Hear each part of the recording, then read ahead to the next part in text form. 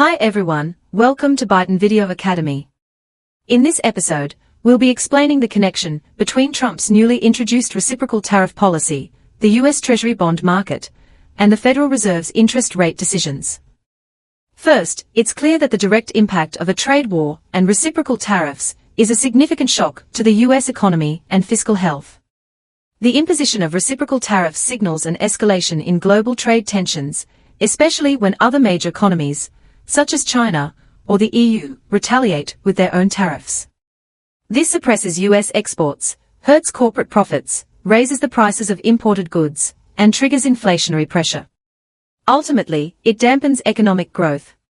To summarize, the U.S. economy slows down, government revenue declines, stimulus spending rises, and the scale of U.S. debt expands. Next, we can conclude that a rising U.S. debt burden will constrain the Federal Reserve's monetary policy. The logic here is that when the fiscal deficit grows and the U.S. keeps issuing more debt, demand for treasuries may not keep up. As a result, interest rates rise. Higher rates increase the government's interest payments, creating a debt interest spiral. To prevent the debt burden from worsening, the Fed may be pressured to lower rates, or even resume bond purchases, also known as quantitative easing. In summary, as U.S. debt soars and liquidity concerns grow, the Fed is more likely to adopt an accommodative stance, either cutting rates or pausing hikes. Finally, Fed rate cuts will directly lead to a weaker U.S. dollar and a more complex global trade environment. A weaker dollar will improve the competitiveness of U.S. manufacturing exports. However, it can also trigger global capital outflows from U.S. assets toward emerging markets, reducing the appeal of U.S. treasuries and complicating debt issuance.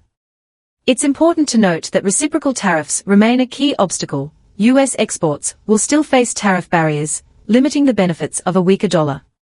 In summary, rate cuts may not effectively stimulate exports and could lead to capital flight and higher debt financing costs.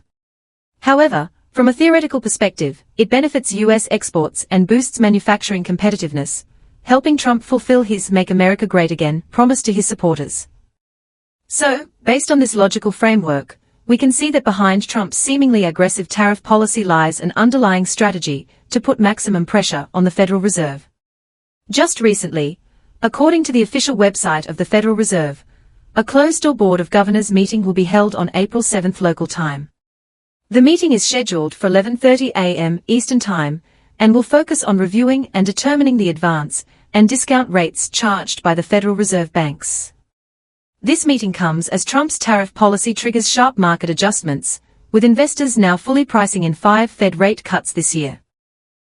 Swap markets even suggest there's a 40% probability of an emergency rate cut next week.